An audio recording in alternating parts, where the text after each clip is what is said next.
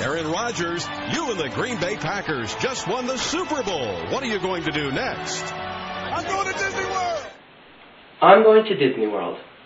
Every year, a player from the winning team at the Super Bowl is asked the question, what are you going to do next? Which he will reply, I'm going to Disney World. I'm sure you've heard it, since it has been said at most Super Bowls since 1987. But did you know this is actually a paid advertising campaign from Disney? In fact, this is just one of the many ways that companies market themselves at the Super Bowl. I'm Taylor Hall. I'm Kelly Selden. And I'm Anna Brunn. The Super Bowl is one of the most watched shows on national television. Now, some of us watch it for the football. Others watch it for the company of friends and families, the entertainment of the halftime show. But most watch it for the commercials.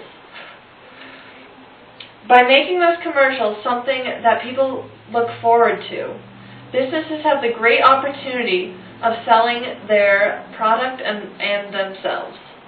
Together, we will explore the history, promotional mix, and target market of marketing at the Super Bowl.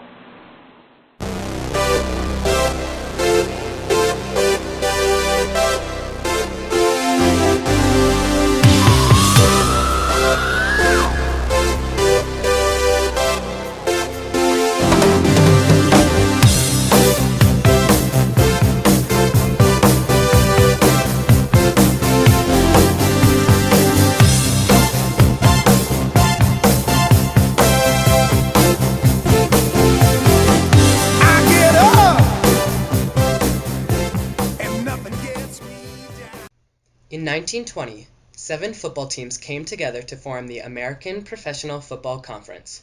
The conference organized games so that the teams could play against each other, but no playoff system nor any championship game was created.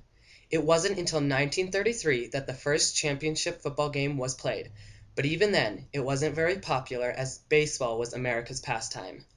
However, over the years, the conference grew in the number of teams and 2 leagues were formed, the American Football League and the National Football League. In 1965, football passed baseball as the number 1 watched American sport. Due to the increasing popularity, the 2 leagues merged together in 1966 to create the National Football League, also known as the NFL. A year later, the first Super Bowl occurred between the Kansas City Chiefs and the winners, the Green Bay Packers. It was the only Super Bowl to be broadcast on 2 television networks. While advertising did occur at the first couple of Super Bowls, it wasn't popular until 1973. There, Noxzema released a shaving cream commercial featuring Joe Namath of the New York Jets. It was one of the first commercials that tried to incorporate both humor and sexual themes, inspiring the Super Bowl commercials of today. Men, watch Joe Namath get creamed. Let Noxzema cream your face, so the razor won't. Let Noxzema cream your face, so the razor don't. The closer you shave, the more you need creamy, soothing, medicated Noxzema. Let Noxzema cream your face, so the razor don't. At the time, Super Bowl commercials for a 30-second time slot were only $37,500, with about 51 million viewers watching. First notable companies to advertise at the Super Bowl were Noxzema, Master Lock, Coca-Cola, and Apple. Through time, the number of viewers increased while the chance of buying a 30-second time slot decreased. Due to this competitiveness, the prices for the time slots increased rapidly.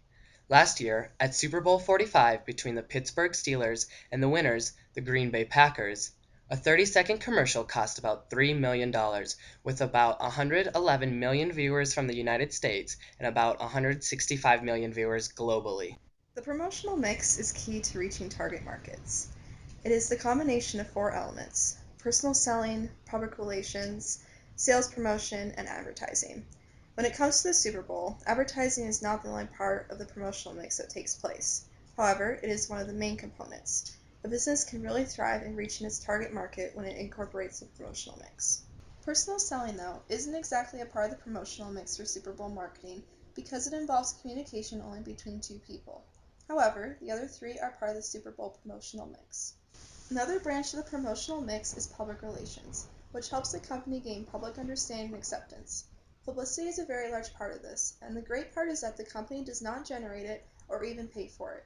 Social networking, like Facebook and Twitter, can give viewers an opportunity to express their opinion about commercials they watch during the Super Bowl. Sponsorships are also a big part of public relations, but it's actually quite competitive. This year, there were 26 sponsors for the Super Bowl.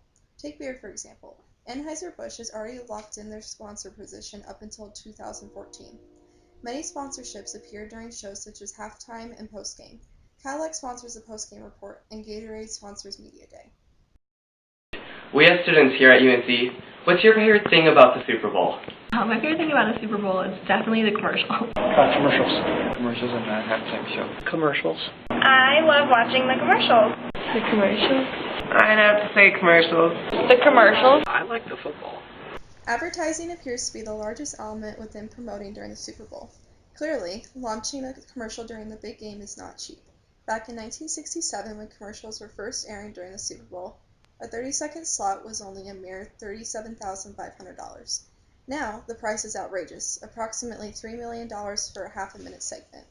Although, considering the cost per contact, that is only around 3 cents per person because 111 million people tuned into the Super Bowl this year.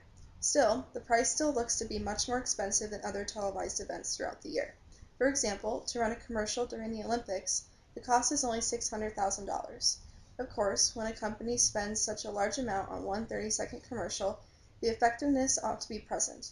It is the business's objective to build hype and awareness before, during, and even after the big game. For example, GoDaddy sells a confusing product, domains. After the Super Bowl, people may not have increased their knowledge about the domain names from GoDaddy advertisements, but they definitely are talking about the sexual commercials they watched. Hence, whether or not the viewer knows about the product, they become more aware of the brand presented to them. Are the commercials brand or product oriented? I'd say they're more brand oriented. Because if you look at Budweiser, they're looking at, of course, selling Budweiser and Bud Light. Those are the two most prominent brands. But if you look at Anheuser-Busch commercials when they bring the Clydesdales in and such, that's very much a brand thing. The Doritos, I guess you don't necessarily think, well, Frito-Lay is a big picture there, but it's definitely a connection that people make. The final part of the promotional mix is sales promotion. Sponsors of the Super Bowl take part in many sales promotions. Contests and sweepstakes are very popular. For the upcoming Super Bowl, Doritos is running a contest for people to submit their ad for a chance to have it aired during the Super Bowl, along with prize money. Visa has a sweepstakes that gives away free tickets to the Super Bowl for life. Verizon has also offered a text-to-win contest. More aspects include samples and giveaways. Denny's remains popular in this because 2 days following the game, they gave out free Grand Slam breakfasts to those who watched the Super Bowl. This has actually boosted their sales for the first quarter. Mike,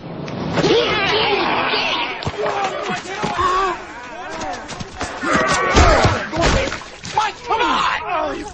Mike, what is your deal, man? Oh, come on, man. You've been riding me all day. Mike, you're playing like Betty White out there. That's not what your girlfriend said. Baby! Whoa. Eat a Snickers. Better? Better. That hurt. You're not you when you're hungry. Snickers satisfies. When first developing a product, you have to think, what is my target market? You would think that Super Bowl commercials target adult men who drink beer, but actually, the target of the commercials are very diverse, from young children with talking cars with Cars.com to older adults who want a different career with CareerBuilder.com. The top companies that promote the Super Bowl are car companies, drinks and snacks such as Budweiser and Doritos, and .com companies like E-Trade. The top commercials from 2011 Super Bowl have to be the Best Buy commercial with Justin Bieber and Ozzy Osbourne.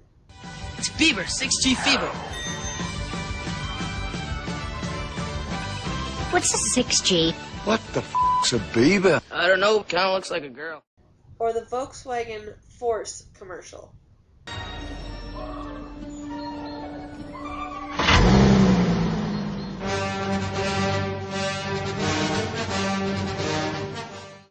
The The top commercial of all time is Apple's 1984 commercial that aired during the 1984 Super Bowl, referring to the novel 1984.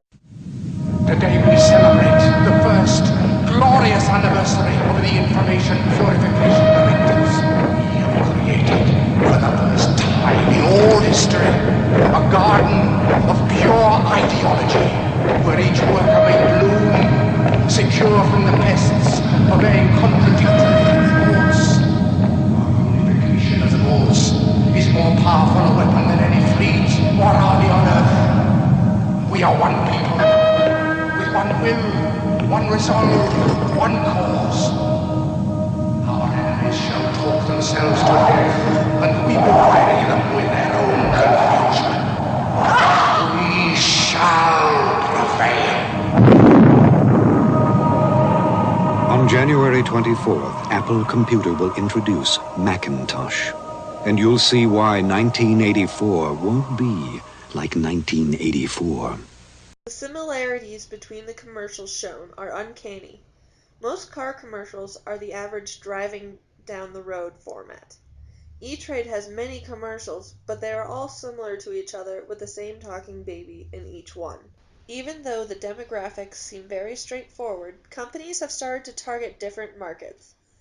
Some beer companies have started having different actors to persuade women to watch the commercials.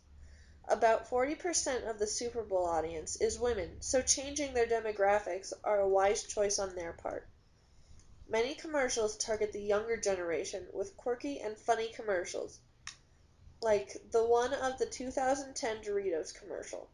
It's hard for a young audience not to laugh when the cute little boy slaps his mama's date. I see you got your game skills down, Pac. You might have your hands full once I pick up the gold though. Put it back. Keep your hands on my mama. Keep your hands on my Doritos. We have just gone over the history, the promotional mix, and the target market of marketing at the Super Bowl. Thanks for watching and have a great day.